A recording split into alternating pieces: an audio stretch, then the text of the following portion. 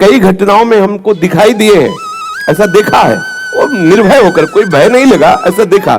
जैसे एक बार 3 बजे हम शौच के लिए कमंडल उठाया, तो जंगल में जाना होता था, कोई शौचालय की ऐसा, वो तो अभी कुछ वर्षों से शौचालय का ऐसी व्यवस्थाएं बनी नहीं, तो ग्रामीण आदि देशों में कहीं शौचालय पूरे नगर में नहीं होती थी, वो तो अभी व्यवस्थाएं हुई।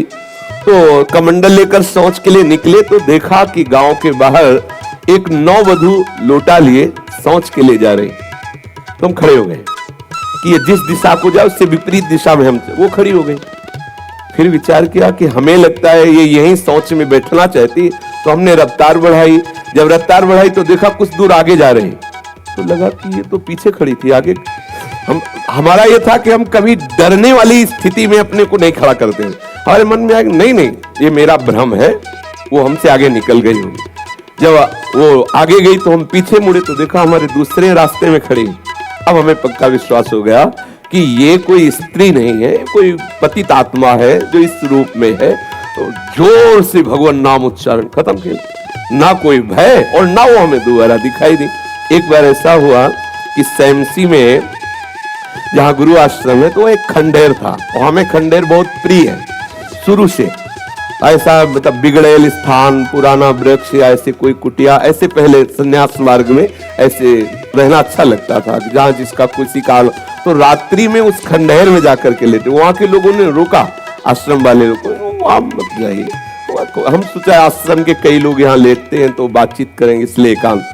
यही गए तो अंदर मंत्र चल रहा था, और एक छोटी सी टार्च सिराने, छोटी सी घड़ी दुप दुप वाली, क्योंकि उसे पता चले ना तो मतलब टाइम का, तो ऐसे रखे, वैसे से थोड़ा ही लेटे तो उस समय जटाएं बड़ी बड़ी थी, इतनी, तो ऐसे उनका तकिया की तरह जटा रखे, तो ऐसा लगा जैसे कोई हमें बहुत जोर से दबाने की चेष्टा कर रहा है। तो ऐसे देखा तो मुझे स्पर्श जैसा भी हुआ कि जैसे कोई कड़ा हाथों में एकदम। ऐसा कैसे हो सकता है? जब हम मंत्र जप रहे हैं तो कोई ऐसा कैसे हो सकता है कि कोई अशुभ आत्मा के छुए? तो टार्च लिया, बाहर निकले, कोई नहीं। मुझे लगा कि मेरी मानसिक बिगड़ेल बुद्धि हमको भयभीत करना चाहती है। नहीं नहीं, मैं नहीं मान। एक मन ने कहा यहां से हटके, वहां से हमको जिद्दी स्वभाव था, नहीं देखो कैसा क्या, फिर वही जाके सोए। थोड़ी ही देर में फिर स्पष्ट अनुभव हुआ कि ऐसे। तब हम बैठ गए तत्काल मंत्र जपते हुए। फिर हम कहा अब यहाँ ठीक नहीं है, क्योंकि बार बार विक्षेप डालेगा। मंदिर में गए, उन लोगों से कहा, बोले अब जानते कि वहां है, आप क्यों गए ऐसा?